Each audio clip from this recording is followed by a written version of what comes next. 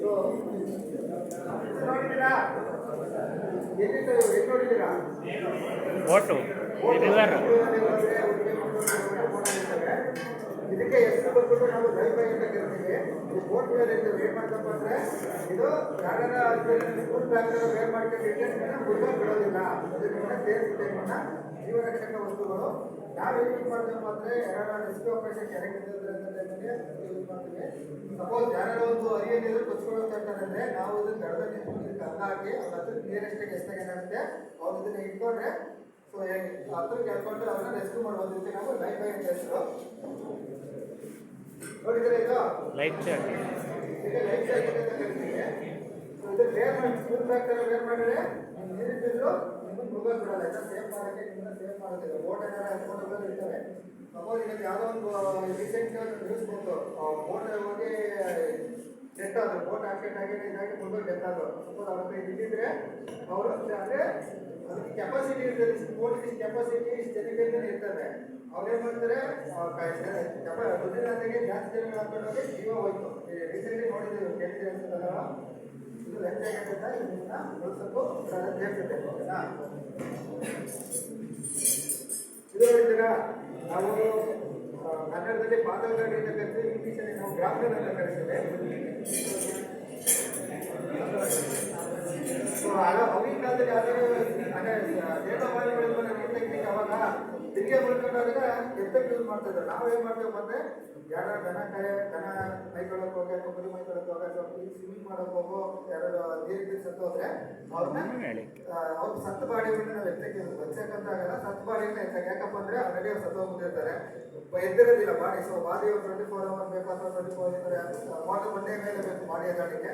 Urgent ಮಾಡ್ತಾರಲ್ಲ ಅವ್ರು ಏನಾಗುತ್ತಪ್ಪ ಅಂದರೆ ಪರ್ಟಿಕ್ಯುಲರ್ ಪಾಟಲ್ ಸರ್ ಇಂಥ ಪಾಟಲ್ ಮುಗಿಬಿಟ್ಟು ನಾವು ನೋಡಿದ್ವಿ ಸರ್ ಅಂತ ಯಾರು ನಾವು ಐಡೆಂಟಿಫೈ ಮಾಡಿ ಹೇಳಿದ್ರೆ ಸರೌಂಡಿಂಗ್ ಒಂದು 10 ಮೀಟರ್ ಜಾಗದಲ್ಲಿ ನಾವು ಅದನ್ನು ವಿಡಿಯೋಗೆ ಎಸ್ಬಿಟ್ಟು ಅದನ್ನು ಸೊ ಈ ಥರ ಟ್ರಾವೆಲ್ ಮಾಡಿದಾಗ ಏನಾಗುತ್ತೆ ಅವ್ರಿಗೆ ಮುಕ್ಕಲ್ಲಿ ಈ ಬಾಡಿಲೆಲ್ಲಾಗ ಅದೇ ಸ್ವಿಮ್ಮಿಂಗ್ ಮಾಡೋಕೆ ಕೈ ಪೈ ನಮ್ಮೆಲ್ಲ ಈ ಥರ ಮುಂದಾಗಿರ್ತಾವಲ್ಲ, ಆ ಟೈಮಿಗೆ ಉಪ್ಪು ಸಿಗಾಕೊಂಡು ಅವ್ರ ಬಾಡಿ ಮೇಲೆ ಬಂದಾಗ ನಾವು ಎತ್ತಿಗೆ ರೆಸ್ಕ್ಯೂ ಆಪರೇಷನ್ ಮಾಡಲಿಕ್ಕೆ ನಾವು ಯೂಸ್ ಮಾಡ್ತೀವಿ.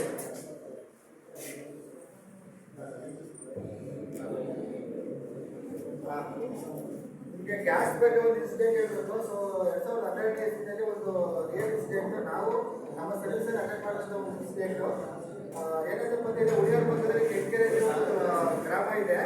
ಸೊ ಅದೇ 2012 ಇಸ್ವಿಯಲ್ಲಿ ಒಂದು ಗಂಡ ಹೆಂಡತಿ ಇಬ್ಬರಿದ್ರು, 3 ಜನ ಮಕ್ಕಳು ಕೂಡ ರೆಸಿಡೆನ್ಷಿಯಲ್ ಸ್ಕೂಲಲ್ಲಿ ಸೇರ್ತಿದ್ರು. ಗಂಡ ಹೆಂಡತಿ ಮಾತ್ರ ಇದ್ರು. ಅದೇನಪ್ಪ ಅಂದರೆ ಅವ್ರದ್ದೇ ಆದ ಒಂದು ಸ್ವಯಂಕೃತ ಅಪರಾಧದಿಂದ ಗಂಡ ಹೆಂಡತಿದ್ರು ಸತ್ತೋದ್ರು ಮತ್ತು ಒಂದು ಮನೆಗೆ ಕೊಲಾಪ್ಸ್ ಆಗೋಯ್ತು. ಏನಕ್ಕಪ್ಪ ಅಂದರೆ ಅವ್ರಿಗೆ ಗ್ಯಾಸ್ ಸಿಲಿಂಡರ್ ಲೀಕೇಜ್ ಇತ್ತು. ಟ್ಯೂಬಲ್ಲಿ ಆ ಟ್ಯೂಬಲ್ಲಿ ಬದಲಾವಣೆ ಮಾಡಿದ್ರು ಬರ್ತಿರ್ತಾ ಇದ್ರು. ಸಪೋಸ್ ಅವರು ರೆಗ್ಯುಲೇಟರ್ ಬಂದ್ ಮಾಡಿದ್ರು ಬರ್ತಾ ಇದ್ರು. ಅವ್ರೇನು ಮಾಡಿದ್ರು, ಅಡುಗೆ ರಬ್ಬರ್ ಟ್ಯೂಬ್ ಲೀಕೇಜ್ ಆಯಿತು, ಅಡುಗೆ ಮಾಡಿದ್ರು.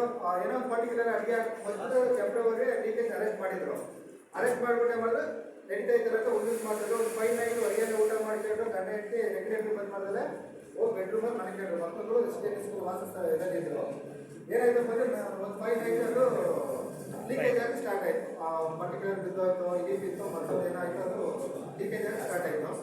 ಸ್ಟಾರ್ಟ್ ಆದಾಗ ಏನಾಯ್ತಪ್ಪ ಅಂದರೆ ಬೆಡ್ರೂಮಿಂದ ಸ್ಮೆಲ್ ಬರ್ತಾವಲ್ಲ, ಸ್ಮೆಲ್ ಬಂದಾಗ ಇಂಟಿ ಅಂತ ಗಂಟೆಗೆ ನೋಡಿ ಗ್ಯಾಸಿನ ಲೀಕೇಜ್ ಆಗ್ತಿದೆ, ಸ್ಮೆಲ್ ಬಂದಿದೆ ಅಂತ ನೈಟ್ ಎಬ್ಬಿಸಿದ್ದಾರೆ. ಸೊ ಏನು ಮಾಡಿದ್ರೆ ಗಂಟೆ ಇಮಿಡಿಯೇಟ್ಲಿ ನಮ್ಮದು ಏನಿಲ್ಲ ಏನಿರುತ್ತೇಳಿ ಬಾಯ್ ಗಾಸ್. ಸೊ ಇಮಿಡಿಯೇಟ್ಲಿ ಆನ್ ಮಾಡಿದರೆ ಗ್ಯಾಸ್ ಲೀಕೇಜ್ ಆಗಿತ್ತು. ಆ ಸ್ಪಾರ್ಕ್ ಆದ ತಕ್ಷಣ ಫೈರ್ ಕ್ಯಾಚ್ ಆಯಿತು. ಗಂಡ ಹೆಂಡತಿ ಬಟ್ಟೆಗಳ ಫೈರ್ ಬೆಂಕಿ ಹಚ್ಕೊಂಡು ಉಪ್ಪು ಮಾಡ್ಕೊಂಡು ಹೊರಗಡೆ ಬಂದರು. ಹೊರಗಡೆ ಬಂದರೆ ಅವಳು ಅಕ್ಕಪಕ್ಕ ಜನ ಇಟ್ಬಿಟ್ಟು ಅವ್ರನ್ನ ಹಾಕ್ಬಿಟ್ಟು ಅದು ಚಿಕ್ಕನಹಳ್ಳಿ ತಾಲೂಕು ನಾವಾಗ ಕಿತ್ತೂರು ತಾಲೂಕಿಗೆ ವರ್ಕ್ ಮಾಡ್ತಾ ಇದ್ವಿ.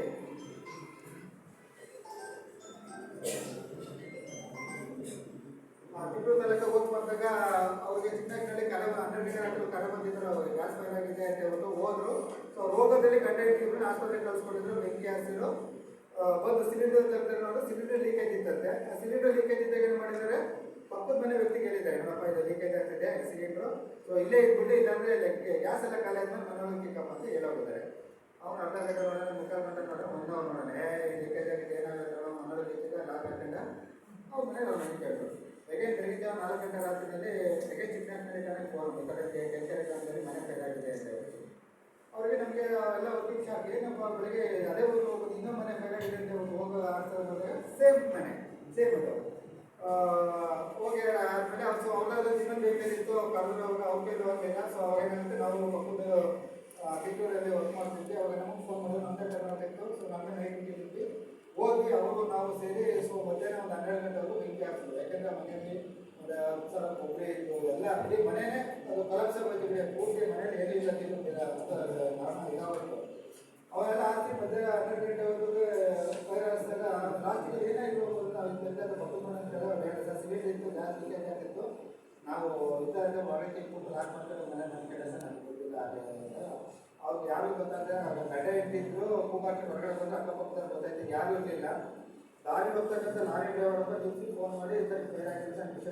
ವಿಜ್ಞಾನಿಗಳಿಗೆ ಏನಾಗುತ್ತಪ್ಪ ಅದು ಅವ್ರ ನೆಗ್ಲಿಜೆನ್ಸಿ ಮೊದಲನೇದಾಗಿ ಒಂದು ಗಂಟ ಇರ್ತೀನಿ ರೆಗ್ಯುಲೇಟರ್ ಬಂದ್ ಮಾಡಿದ್ರು ಜೀವ ಉಳಿತಿತ್ತು ಎರಡನೇದ ರಬ್ಬರ್ ಟೂಬ್ ಚೇಂಜ್ ಮಾಡಿದ್ರು ಜೀವ ಉಳಿತಿತ್ತು ಹೌದಲ್ವಾ ಆ ಮನೆ ಸೇವ್ ಮಾಡಬೇಕಿದ್ರೆ ಅವನು ಸಿಲಿಂಡರ್ ಹೊರಗಡೆ ಇಟ್ಬಿಟ್ಟು ಆಮೇಲೆ ಹೋಗಿದ್ರು ಮನೆ ಉಳಿತಾ ಇತ್ತು ಆಮೇಲೆ ಮಕ್ಕಳು ಸಾವಾಗ ಮಕ್ಕಳುಗಳು ರೆಸಿಡೆನ್ಸಿಗಳಿಂದ ಬಚಾವಾಗಿ ಅನಾಥವಾಗಿ ಪೂಜೆ ಮಾಡ್ತಾ ಇದ್ದಾರೆ ಆ ಸಿಲಿಂಡರ್ ಲೀಕೇಜ್ ಏನಾಯಿತು ಕಂಟಿನ್ಯೂ ಫ್ಲೋಯಿಂಗ್ ಆಗ್ತಾ ಇತ್ತು ಫ್ಲೋಯಿಂಗ್ ಕರೆಂಟ್ ಬಂದಾಗ ಸ್ಪಾರ್ಕ್ ಆಯಿತು ಫೈರ್ ಆಯಿತು ಫೈರ್ ಆಗಿ ಇಡೀ ಮನೆ ಗಂಟು ಅಡ್ಡ ಎಲ್ಲ ಮಾಡಿ ತೊಂದರೆ ಸ್ಟೋರೇಜ್ ಮಾಡಿರ್ತಾರೆ ಎಂಟೈರ್ ಮನೆ ಇದಾಗಿ ಅದೇ ರೀತಿ ಎಲ್ಲ ಬಿದ್ದು ಹಂಚು ಸೀಟ್ ಎಲ್ಲ ಬಿದ್ದಾಗ ಏನಾಗುತ್ತೆ ನಾವು ಏನೇ ನೀರು ಹೊರಗಡೆ ತೊಗೊಳ್ಳೋದಿಲ್ಲ ನಾವೇನು ಮಾಡಬೇಕಪ್ಪ ಲಾಸ್ಟ್ ವೆಕೇಟ್ ಮಾಡೋ ಆಪ್ಷನ್ ಏನಪ್ಪ ಅಂದರೆ ಹಂಚು ಅವೆಲ್ಲ ತಂದು ಆಮೇಲೆ ಬೆಂಕಿ ಹಾಕ್ಸ್ಬೇಕಾಗ್ತದೆ ಅದಕ್ಕೆ ಟೈಮ್ ತಗೊಳುತ್ತೆ ಮಧ್ಯಾಹ್ನ 12 ಗಂಟೆ ಮಧ್ಯಾಹ್ನ 12 ಗಂಟೆ ಹೋಗಿ ನಾವು ಬೆಂಕಿ ಹಾರಿಸಿ ಬಂದಿದ್ವಿ ನಾವು ಸರ್ಕಾರ ಬಿಟ್ಟಿದ್ದು ನಾನು ಹೋದಂತೆ ಇನ್ಸಿಡೆಂಟ್ ಈ ಥರ ನೆಗ್ಲಿಜೆನ್ಸಿ ಮಾಡೋದ್ರಿಂದ ನಮ್ಮ ಇದಕ್ಕೆ ನಾವೇ ಜವಾಬ್ದಾರ ಆಗಿರ್ತೀವಿ ಇದು ನಮ್ಮ ಮೊದಲು ಒಂದು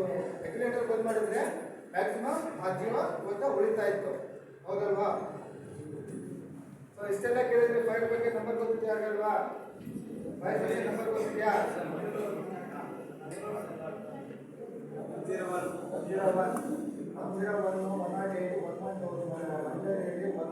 ನ್ಯಾಷನಲ್ ಎಮರ್ಜೆನ್ಸಿ ನಂಬರು 112 ಏನು ಮಾಡ್ತಾರೆ ಪ್ರೊವೈಡ್ ಮಾಡ್ತಾರೆ ನಿಮಗೆ ಆಂಬುಲೆನ್ಸ್ ಫೈರ್ ಪೊಲೀಸ್ ಮೂರು ಪ್ರೊವೈಡ್ ಮಾಡ್ತಾರೆ ಬಟ್ ಏನಪ್ಪ ಅಂದರೆ 112 ಕರೆ ಮಾಡಿ ಬೆಂಗಳೂರಿಗೆ ಹೋಗುತ್ತೆ ಬೆಂಗಳೂರಿಗೆ ಹೋಗಿ ಅವ್ರ ಫೋನ್ ನಂಬರ್ ಅಡ್ರೆಸ್ ಎಲ್ಲ ಕೇಳ್ಕೊಂಡು ಮತ್ತೆ ಅವ್ರು ನಮಗೆ ಕಾಲ್ ಮಾಡ್ತಾರೆ ನಾವೇ ಅವಾಗ ಮತ್ತೆ ನಾವು ಕಾಲ್ ಮಾಡ್ತೀವಿ ಏನಪ್ಪ ಅಂತ ಹೋಗು ಈ ಟೈಮ್ನ ನೀವು ಅವಾಯ್ಡ್ ಮಾಡಬೇಕು ಅಂದರೆ ನಮ್ಮ ಅರಸೀಕೆರೆ ಸ್ಪೆಷಲ್ ಲ್ಯಾಂಡ್ಲೈನ್ ನಂಬರು 08174232767 ಇದೆ ಎಸ್ಟಿ ಫೋನ್ ನಂಬರ್ 08174 232767 ಇದು ನಮ್ಮ ಲೋಕಲ್ ಸ್ಟೇಷನ್ ನಂಬರು ನೀವು ಯಾವುದೇ ಫೋನ್ ಮಾಡಿದರೆ ಏನು ಬೇಕು ಅರಸೀಕೆರೆ ಅಡ್ಮಿಷನ್ ಆಫೀಸರ್ಗೆ ಬರ್ತದೆ ನಾವು ಅದಕ್ಕೆ 24x7x365 ಡೇಸ್ ಒಬ್ಬರು ಪೋಸ್ಟಿಂಗ್ ಕೊಟ್ಟಿರ್ತೇವೆ ಸ್ವಲ್ಪ ದೂರವಾಣಿ ಹೊರಗಡೆ ಅಂತಲೇ ಇರ್ತದೆ ಅದು ಒಬ್ಬರಿಗೆ ಪೋಸ್ಟಿಂಗ್ ಕೊಟ್ಟು ನೇವಿಗೆ ಒಬ್ಬರು ನೆಗೆಟಿವ್ ಒಬ್ಬರು ಪೋಸ್ಟಿಂಗ್ ಕೊಟ್ಟು ಅದು ಕೆಲಸ ಏನು ಫೋನ್ ರಿಸೀವ್ ಮಾಡ್ಕೊಂಡು ನಿಮ್ಮ ಅಡ್ರೆಸ್ ಕೊಟ್ಟು ಯಾವ ಬ್ಯಾಂಕ್ ಕನ್ವರ್ಟ್ ಮಾಡೋದಿಲ್ಲ ನಮಗೆ ಸ್ವಲ್ಪ ಕೆಲಸ ಅದಕ್ಕೋಸ್ಕರನೇ ಅಬ್ರು ಕರ್ತವ್ಯಕ್ಕೊಬ್ಬರು ರಾತ್ರಿ ಕರ್ತವ್ಯಕ್ಕೊಬ್ಬರು ಪೋಸ್ಟಿಂಗ್ ಕೊಟ್ಟಿರ್ತೀವಿ ಆಮೇಲೆ ವಿತಿನ್ 1 ಮಿನಿಟ್ಸಲ್ಲಿ ನಾವು ಸ್ಟೇಷನಿಂದ ಗಾಡಿ ಡೆಫ್ ಮಾಡಿರ್ತೀವಿ ಇದು ನಮಗೆ ಕಂಟ್ರೋಲ್ ಟೈಮ್ ಇರ್ತದೆ ಎಮರ್ಜೆನ್ಸಿ ಎಲ್ಲಿ ಬಂದರೆ ಅಲ್ಲಿ ಫೋನ್ ಮಾಡಬೇಕು ಇದನ್ನೇ ನಮ್ಮ ನೇರವಾಗಿ ಮಾಡಿದ್ರೆ ಏನಾಗುತ್ತೆ ನಾವೇ ರೆಸ್ಪಾನ್ಸ್ ಮಾಡಿ ನೇರ ನಾವೇ ಬರ್ತೀವಿ ನಾವು ಕೆಲವು ಮಾಹಿತಿ ಕೇಳ್ತೀವಿ ಅಂದರೆ ನಿಮ್ಮ ಹೆಸರೇನು ನಿಮ್ಮ ಮೊಬೈಲ್ ನಂಬರ್ ಏನು ಯಾವ ಊರು ಅಥವಾ ಯಾವ ಊರಲ್ಲಿ ಬರೋರಿಗೆ ಎಲ್ಲರೂ ಅರಸೀಕೆರೆ ತಾಲೂಕಲ್ಲಿ ಇರೋದಿಲ್ಲ ಈಗ ಬಿಜಾಪುರದವರು ಕೂಡ ನಮ್ಮಲ್ಲಿ ವರ್ಕ್ ಮಾಡ್ತಾರೆ ಅವ್ರಿಗೆ ಗೊತ್ತಿರೋದಿಲ್ಲ ನಮ್ಮ ಯಾವ ಊರು ಬರುತ್ತೆ 40 ತೆಂಗಿ ಮಾಡ್ಬಿಟ್ಟು ಮನೆ ಸಾಕಿರ್ಬೇಕು ಕೂತಿದ್ರೆ ಸರ್ ಬಂದು ರೆಸ್ಕ್ಯೂ ಮಾಡ್ಕೊಳ್ಳಿಕ್ಕೆ ಫೋನ್ ಮಾಡಿದ್ದಾರೆ 40 ಬೆಂಕಿ ರೆಸ್ಕ್ಯೂ ಮಾಡಿದ್ದಾರೆ ಮಂಗಳೂರು ಸೈಡ್ಗೆ ಬಾವಿಗೆಲ್ಲ ಬೆಂಕಿ ಬಿದ್ದಿದೆ ಸರ್ ಅದನ್ನು ರೆಸ್ಕ್ಯೂ ಮಾಡಿದ್ದಾರೆ ಓಕೆನಾ ಇದು ನಮ್ಮದು ರೆಸ್ಕ್ಯೂ ತುರ್ತು ಸೇವೆಗಳು ಇರೋದ್ರಿಂದವ ಎಮರ್ಜೆನ್ಸಿ ಏನೇ ಬಂದರೂ ನಮ್ಮ ಇದಕ್ಕೆ ಬರ್ತದೆ ನಾವೇ ರೆಸ್ಪಾನ್ಸ್ ಮಾಡ್ತೀವಿ ಓಕೆನಾ